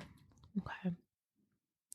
Yeah. Do you think Serena and Lola will eventually talk since Lola is going to be with Nate? Yes. Carly Jo, how do you feel about the Nate and Lola sort of whatever's happening there relationship? I think it makes sense. I think Nate likes any pretty gal. I don't know that her personality makes much of a difference. Yeah. Like he dates everyone. Pretty much everyone that's not in a relationship on the show ends up dating Nate somehow. Legit. It's like if they're not nailed to a table, he's like, you're mine, girl. Like, yeah, he really does date everyone. So like it makes sense in my head. And she's, a very pretty girl. So like that alone, that's enough. That's all he needs. Yeah. It also cracked us up that in the episode, Lola was trying to dig about Ivy and Nate was like, yeah, we had a thing. I'm like, you didn't actually have a thing, though. You literally kissed once and it was because it was set up. Right. Yeah. Like you knew she was using you. Right. Like, and you were using her. It was not a thing. He's all over. But he doesn't want to think of it that way. He's like, they're all throwing themselves at me. I don't know. We had a thing. It happened. I know that Nate Just really nothing going on there with that character. No. Very pretty, but just so just pretty. a little dum-dum, you know? Yeah, it's not. He doesn't have it's a good story arc as of yet. And it's like, wow, we're halfway done with season 3 and season 5, and there's still nothing going on. He really is pretty stagnant throughout the whole thing. Yeah, agreed. So a question for everyone: does Blair really have feelings for Dan, or does she have feelings for the idea of him? It's like she realized how much she liked him once she knew how much he loved her. I just don't believe it. This is tough because doesn't this kind of feel like a Louis situation? She realized she liked Louis because Louis liked her so much. He really liked her, yeah. He was like love at first sight with her, basically. But Padge does get her on a different level, knows the ins and outs and how she works and accepts her and he anyway. Still loves her. And he still loves her and he's been there for her it's almost like when you've ever been in a situation where that person's been there the whole time and you just didn't realize it. Yeah. So I'm still conflicted on this. I still say they need to try it and not really try it, but and then realize, you know what, we're better off as just like best friends. Yeah. Do you agree? I think for who Blair is as a person, I think because her mother was so withholding, I think that's what gravitates her towards Chuck. And then, you know what I mean? I think psychologically, maybe in her head, she was like, maybe I should be with Dan because he does treat me the way I should be treated. Right. If you're looking at how Louis is now treating her, how Chuck has treated her numerous times, Dan's never done anything, vengeful or mean to her or anything. He's just not that guy. And so, I probably overanalyze way too much, but I'm okay, if I'm 20-year-old Blair and I'm already technically married, but then betrothed to Chuck, and then this guy likes me too, it's you're young. Maybe you just want to have a little experiment and you just don't know what you want because you're young. So she says in this episode, I'm confused. I don't know. I think that's it. I think she does have feelings, but confused. Right. Confused. Yeah. Michelle, if you still believe that Cher are endgame, Vic also believes that they are endgame. What do you think will happen in order for them to find their way back to each other? Well, this is a loaded question. The marriage needs to end. Yeah. Once that contract comes to an end, going to break? Because it's breaking. You know that. Well, in 5, we all know that it's breaking. Didn't I say how long? So, did I say the spoiler? Didn't we say how long it's going to end? Yeah, but when in what episode number? Oh, I don't know. I think you said 2 episodes last week. I don't remember. Really? No, not that soon. Because now we need this affair to go on. This Padge affair to happen. This pair affair. We need a pair affair to occur. Yes. I think at the end, we're going to end this season with them getting back together. Oh, we're ending season 5 with them back together. Yeah. What are we? With Chuck and Blair back together, or Dan and Blair? No, Cher. I think Cher's. Cher. Cher. Yeah. Sorry. No, you're right. No, Chuck and Blair. You were right. Is it Chuck and Blair? Or is it the other two? No, I think Chuck and Blair are going to end together at this season. We'll be back together. Okay, we'll see. I do. Or we're going to open 6 with it. I know. I just have it in my gut. My gut and bones. As I merge those 2 words, they are. I just feel like they're endgame. My gones. My gones. Okay. Well, we'll see, and I look forward to getting to the end of season 5 and me too. Seeing what happens. Me too. But that is all of our questions. Carly, Joe, do you have anything else that you would like to discuss? Do you have any questions for us? Not to put you on the spot. You don't have to have any questions. Yeah, right. No, it's okay. I meant to, can I say my thoughts on why who we know is Gossip Girl shouldn't be Gossip Girl? Absolutely. We're just going to pause right here. Well, thank you for your After Dark thoughts. Yeah, I love it. Yes, thank you. I'm glad. I know I meant to record it, and then it's the holidays just got away. Don't worry about it. Don't even worry about it. Don't worry about it. I appreciate it. Yeah. But it was so nice meeting you and chatting. Yes. And you too. reminiscing about the Degrassi days. So much fun for me. If I start watching, when I start watching, I will message you Perfect. listen to the podcast as well. Yes. Excellent. And yes, thank you for we're going to having link me. the podcast description and the description for the episode and the socials where everyone can find you. Have a great night. Enjoy your time in New York. Yes, Thank thank you. you. Thank you.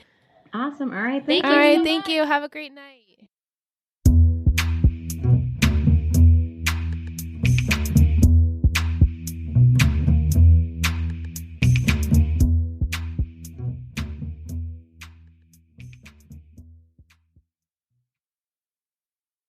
All right. That was a great chat with Carly Joe. She is super cool. I love her. Hey, Carly Joe, if you listen to this, guess what? You're my new friend because I dubbed you new friend. I just really enjoyed everything. Your essence. That sounds so creepy. We love the essence. I always get excited meeting new people. I am schwitzing right now. Michelle is having a hot flash, and when I've never seen her like this. We're both very cold people, you guys know, and she's like schwitzing all over the place. I'm like, take your shirt off. She's like, I'm just wearing a bra. I'm like, I'm I in don't this give a shit. sweater, and I'm like, oh, I'm dying. Like She's dying. dying. It is so. How are you not baking in here? I'm not.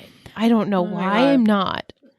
But all right, she's drinking her water. I'm going to give everyone some trivia as she chokes on the water. The episode title is based off the movie Crossroads. The episode was watched by 1 million viewers. However, despite the poor rating, it maintained the privileged ranking of number 1 and number 2 on the iTunes chart. Oh, Okay. Okay. This does mark the last appearance of Cece Rhodes. She is on the island, unfortunately. She doesn't come back in flashbacks, and she's not a ghost, so sorry. Rest in peace. The scene in which Blair discovers that Dan Humphrey attends an award ceremony for an essay competition that she won was originally intended to be the focus of season 1, and that was scrapped due to the writer's strike. So I guess we would have seen more of Blair with this essay competition, which sounds really boring. I have no. Who cares? I can't even make room for that in my brain. No. We had some music by Zia V, John Von Letster, Little Comments, and Feist. We had one headband or two, possibly two. There was the red headband, then Lola switched it out for some black one with the bow. I loved Blair's plaid skirt. Yeah.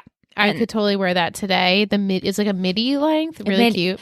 Yeah, with the palm leaf the button shirt. down. Chuck's haircut was great. We liked it. Padgett's hair needs to go. It needs to go. I'm gonna just like wake him up with a blade through his hair. It's like, I said this in the Discord, but it's literally like he's wearing the Heath Ledger wig from 10 Things I Hate About You that he wore in John Tucker Must Die. he needs to go. It's really bad. It I needs to go. also can't get over that trivia. No, like that's not Heath Ledger's hair. I am 99.99% positive. It's not his actual hair. It was a wig that he wore in 10 Things I Hate About You. Right. But Oh, that wasn't his hair is what you're saying. right. No. Guys, you can fact check me. I'm pretty sure I'm right. But I remember reading that trivia long ago because you know I love to read the trivia. I love the BTS. Yeah, I do too. But like, really? I know, it's kind of gross. I mean, it's real human hair, I'm Ew, sure. please. You But know how I it feel just- about wigs. Yeah, I know. I can't deal. She's I have like a fear of them. I have a fear of dolls, wigs, and ghosts. You've heard it here, guys. Anyway. Chuck's hair, we liked. We also mentioned that lots of red hair going on. Like Chivy's hair was reddish. Serena had a hue to red. The nurse. The nurse's hair was red. I really liked Lily's statement ring because It was you could see it from huge. space. You could see it from space. Jess really liked the houndstooth coat Chivy was wearing. I also like that. It was very Yeah. reminiscent of that time. Oh, yeah. I had one myself. Houndstooth was everywhere. I didn't, but I remember it. Yeah. I didn't really have much else. You? No. Quotes. If you're referring to the hideous fur vest you wore yesterday, I'm the only one who suffered because I had to look at it. That headband is giving me Hillary Clinton flashbacks. And it's just like not good ones. Yes, running from people who would take in your fake daughter as her own, we must be monsters. You're the only person I feel safe with. You wouldn't be trying this hard if I didn't have a real shot with her, and up until this moment, I wasn't sure if I did, so thank you. Thanks. It's a chatouche. One of my specialties, warped logic. You don't win against me, Humphrey. Ooh. That's all I got. You got any others? Yeah, I do have feelings for Padge. That's exactly what she said. And then I also have... Who's Gossip Girl? Honey.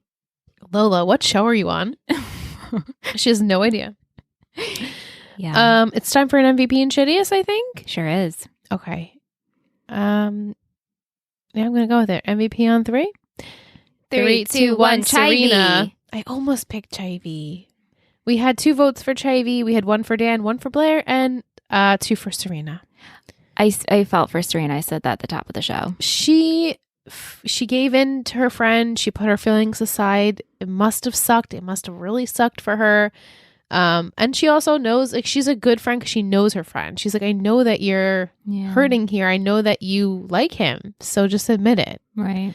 But Chivy, you know, she's been doing so well for Cece all these months, apparently. Right. So I also appreciate her. She Yeah. liked my blue I ribbon. liked that she was there for Cece, but also was the one to tell the truth. She was. Yeah, because Carol wasn't going to tell the Carol truth. was about to just put up another lie, like, oh, this is my illegitimate daughter from another husband. I bet you that's what she could have said. Well, or what like, else are you gonna you know say? what? Actually, she's my cousin. She's the cousin. She's another cousin. So On my husband's side. right, something like that. Yeah. Shittiest. I have a tie here. I have a tie as well. Ready? Yep. 3, 2, 1. Chair. Chair. Chair. She says. I sure do. Please- What'd you please- say? Well, did I say anything? No. Carol. I meant to say Carol. Oh, 100. I was just listening to you.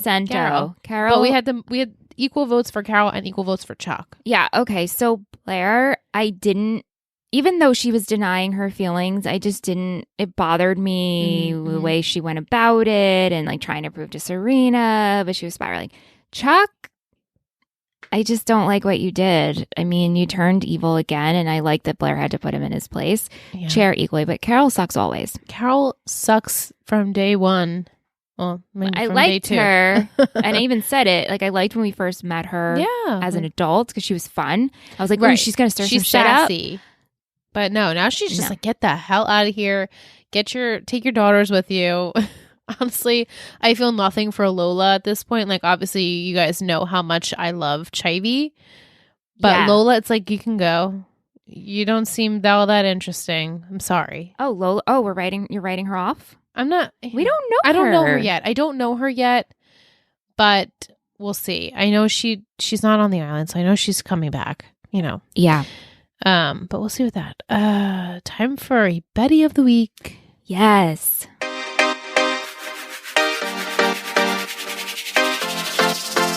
You're a total Betty. You're a total Betty.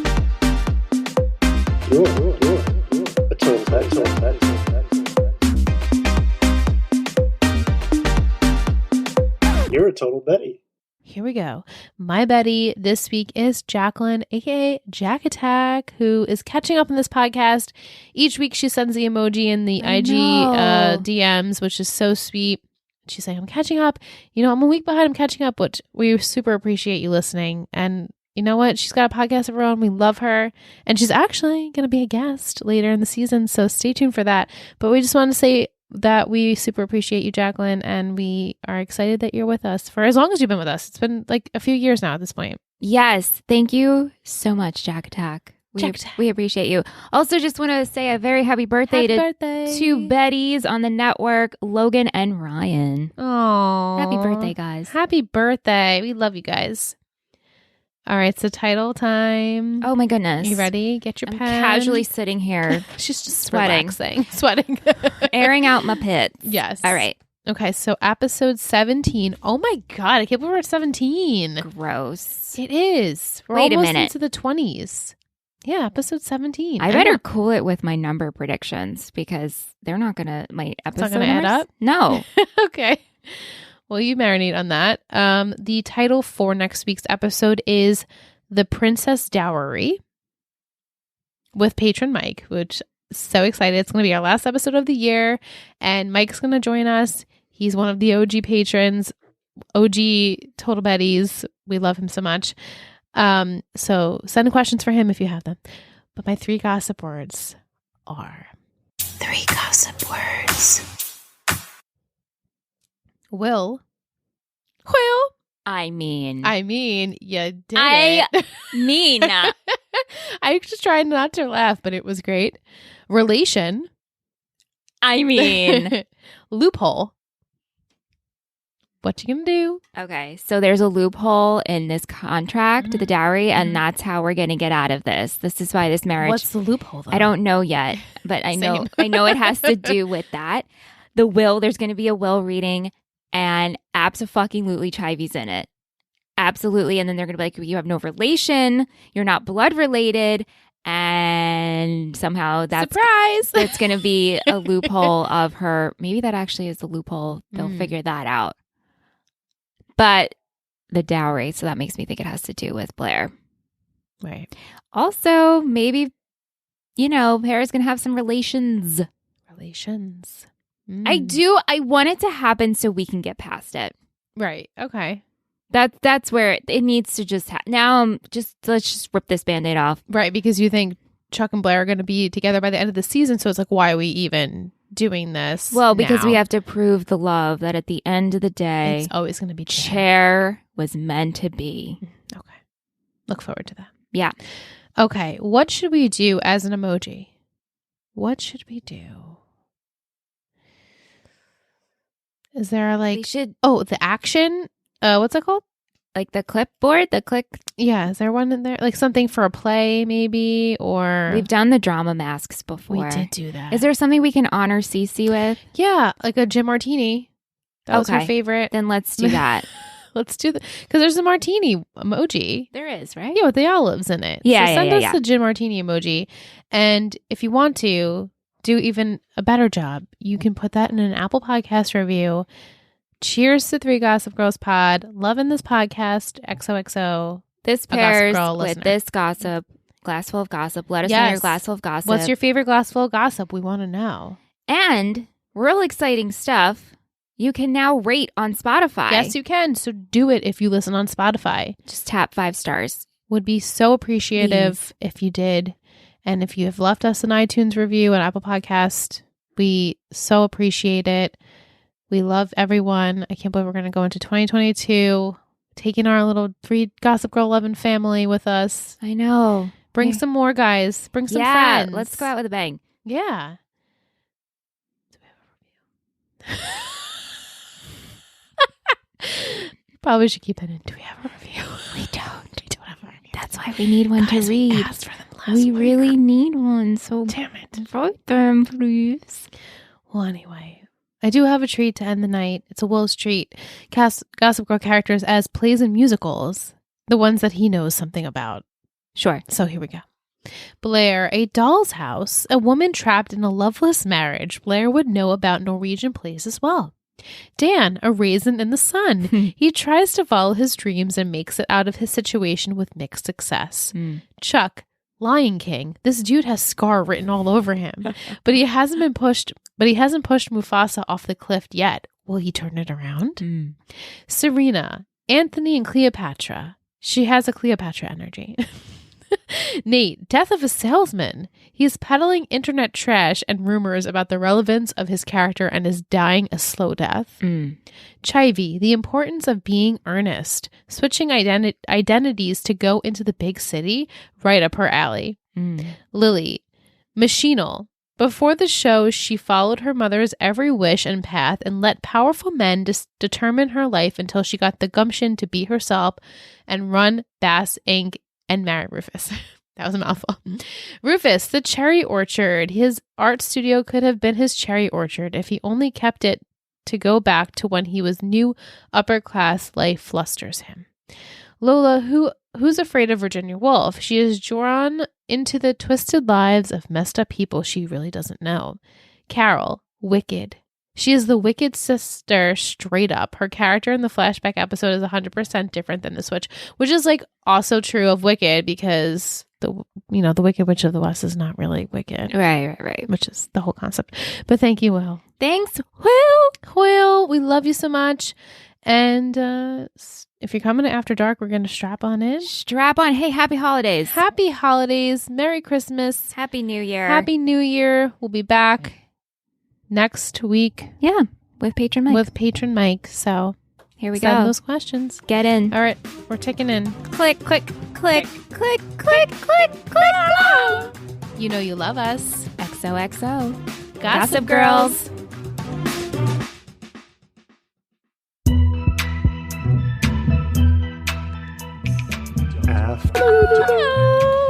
actually just lick the microphone. Ew, Liz, Yeah. there's so much cat hair I on there. know. Oh, no. I was like, where did my duck? No, it went out too far. Disgusting. But hey, we're in After we're the in Dark. After Dark. You're going to listen to Carly Jo give her thoughts. Yeah, So I'm going to plug that in. here it is. And we're going to edit and we're going to put it in the After Dark. So go ahead. What do you think about cool. Dan, Nate, etc.? I'm just excited. I had taken a note. Let me look at what I had said. Let's see. Well, okay, so the beginning of this episode, what's weird about it is that like the overarching like Gossip Girl commentary is she's like, and some people are doing this, and it starts with Dan. So if you're looking at like singularly this episode, it kind of felt like it was hinting at Dan. But I also just kind of feel like this is one of those episodes that like the whole Dan being the one to send the video to Gossip Girl, like, and then tells Chuck that that's what happens. Like, I don't think that would mess with Dan more. Like, especially when it's like, Chuck just messed with your book, like this, your career. So like, it doesn't really make sense that like, if Dan is Gossip Girl, why would he sabotage himself and try to like continue to create conflict with Chuck, you know? Right. I think just like right now, it's strictly, we're supposed to understand that it's Georgina. Right. She's the temp. Because she's the temp, but that's right. you know, it's in this season at least, it's hard to see him as Gossip Girl. And then we found out that Nate was supposed to be Gossip Girl, so we're supposed to be looking at him as Gossip Girl in these episodes, which really makes zero sense. Yeah. So yeah. You know, it's tough. It's hard to predict who you could think it would be at least in this season. Yeah. So Mike says, why would Padge send in that video to Gossip Girl? Wouldn't he just upload it himself? Yeah, I mean, like, that's the point that we keep talking about is it's just not him. It's just not him. Georgina. After Dark's super boring. I know, right sorry now. guys. Well, but hopefully we make up with it in content during the regular episode. Well, yeah, no, I know, but there's just nothing. We know who Gossip who it is. Girl is, so it's kind of like, well, until Georgina goes Steps away. down. Yeah, when will that be? I'm not sure. Yeah, I don't know. I mean, that's surely it. But next week we have a return of a character. I'll just tease you with that. Since return? We're in After Dark. A return? Sort of. Oh, it must be. Okay. I won't look at her. I don't want to confirm. Is it William? Mm-hmm. Yeah.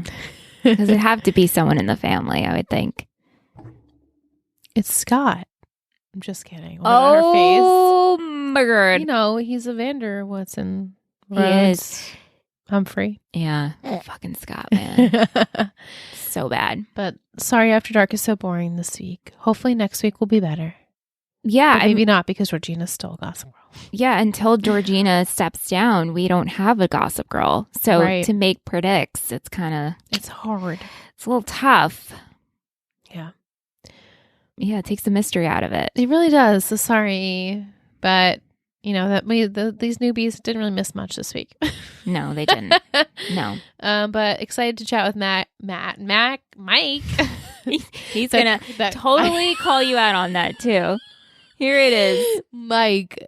Yes, he is totally going to call me out on me fumbling over my words, especially over his own name. I'm so sorry, Michael. But I will not fumble next week on your name, I promise. I'll probably fumble on many other things, but not your name. It's always that way. Don't say it. Don't say it. Don't say it. And what do you do? Still say it that way. Yeah. The coffee, I think, is just getting to my brain now. It's like, the crash is coming. The crash is coming, yeah. And Michelle was sweating still. Dying.